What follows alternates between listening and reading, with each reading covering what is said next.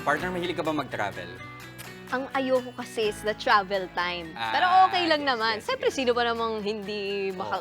gustong makakita ng mga bagong lugar? Eh, lalo na ngayon sa panahon, ang dami mong inaasikaso. Maganda minsan, makapag-relax man lang sa Yes. biyahe, ano? Pero ito, hindi na lang daw kasi basta hilig lang ang pagta-travel ngayon. Ito na rin daw ang bagong love language ng mga millennial at Gen Z. Kung bakit, alamin natin sa report ni Bea de Guzman.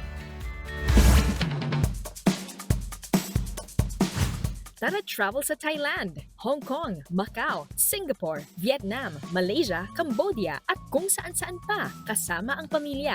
Yan ang priority ngayon ng 36-year-old millennial na si Rean Hacosta. Ayon sa isang travel and leisure platform, travel is the new love language among millennials and Gen Zs. 3 sa bawat 5 biyahero sa Asia-Pacific region handa raw maglaan ng budget.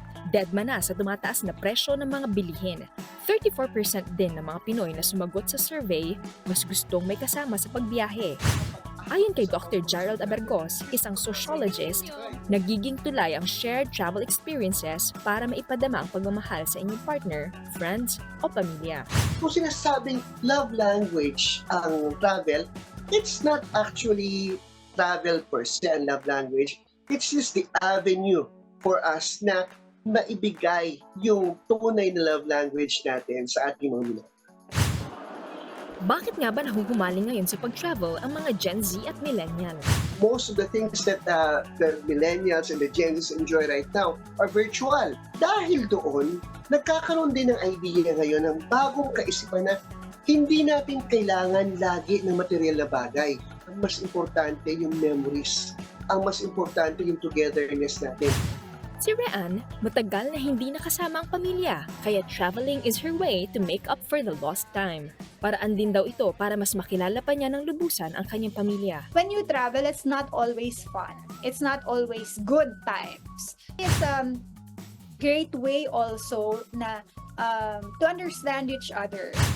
Ang kanyang Gen Z sister na si Sheriza, malaki ang pasasalamat sa kanyang ate. Through her, mas nagiging connected kami and nakikipag-usap kami sa isa't isa. Tinutulungan niya rin ako as a person to grow and to learn about myself. Hi, mother. Sisters ko, andyan. Ang adventure traveling is an all-encompassing na love language. Kasi, di ba, you share quality time together.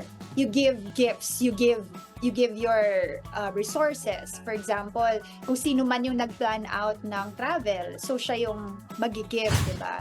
So, of course, andun din yung physical touch.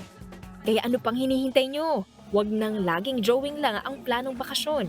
Ngayon na ang tamang panahon para kulayan yan ng mga alaala kasama ang mga mahal natin sa buhay. O mga kapatid, saan tayo? Bea de Guzman, News 5. Mga kapatid, Nikki de Guzman po. Iba na ang may alam at may pakialam sa panahon ngayon. Para sa tuloy-tuloy na balitaan sa Frontline kahit weekend, mag-follow at mag-subscribe sa social media pages ng News 5.